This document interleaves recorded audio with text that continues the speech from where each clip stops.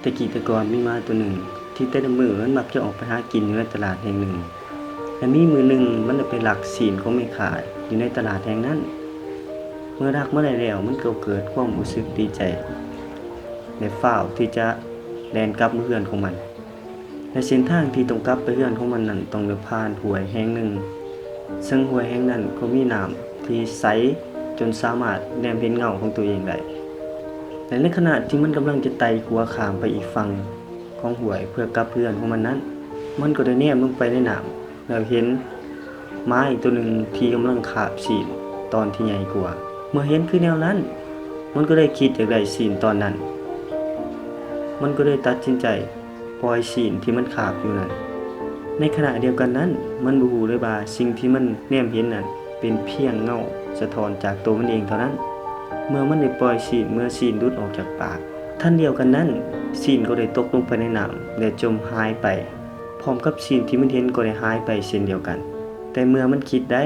ว่าสิ่งที่มันเห็นนั้นเป็นเพียงเงาสะท้อนจากตัวมันเองเท่านั้นมันก็สายเกินไปแล้วเนื่องจากศีลที่มันคาบมานั้นก็ได้จมหายไปกับน้ำเป็นที่เรียบร้อยแล้วมันก็เลยแต่รู้สึกเสียใจ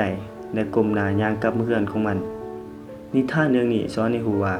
อย่ามัวแต่หลงใหลในสิ่งที่ตัวเองต้องการสิ่งที่ตัวเองอยากได้จนบ่เห็นคุณค่าในสิ่งที่ตนเองมีอยู่บางเทื่อเฮาบ่จำเป็นที่จะต้องนำหาสิ่งที่เฮาต้องการสิ่งที่เฮาอยากได้เพียงแต่เฮาหันมาสนใจสิ่งที่เฮามีอยู่บางเทื่อสิ่งที่เฮามีอยู่อาจมีคุณค่าหลายกว่าสิ่งที่เจ้าต้องการที่เจ้านำหาอีกก็เป็นได้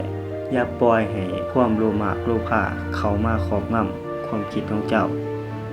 จงเฮ็ดให้ขาดสติขาดการพิจารณาคนคิดตึกตองถึงความเป็นไปได้อันใดถูกอันใดผิดก็ให้เกิดการกระทำที่ผิดและการตัดสินใจที่ผิดพลาดนำไปสู่ความเสียหายการสูญเสียและผลหายที่จะตามมาอีกหลายอย่างที่บ่สามารถกลับคืนไปแก้ไขและนำกลับคืนมาได้ฉะนั้นแล้วก่อนที่ท่านจะตัดสินใจเฮ็ดสิ่งใดสิ่งหนึ่งลงไปควรมีการค้นคิดตึกตองอย่างคักแน่เพื่อบ่ให้เกิดการกระทำที่ผิดพลาดเช่นเดียวกับม้าตัวนั้นอย่าปล่อยให้ความโลภโลภะการที่บ่รู้จักพอเข้าความนำความคิดของเจ้าหมดฉะนั้นแล้วมันจะนำพาเจ้าไปสู่ผลหายที่เจ้าบ่สามารถกลับไปแก้ไขและนำสิ่งเหล่านั้นกลับคืนมาได้หลังคำเว้าที่ว่าความโลภโลภะเป็นบ่อเกิดแห่งความชิบหาย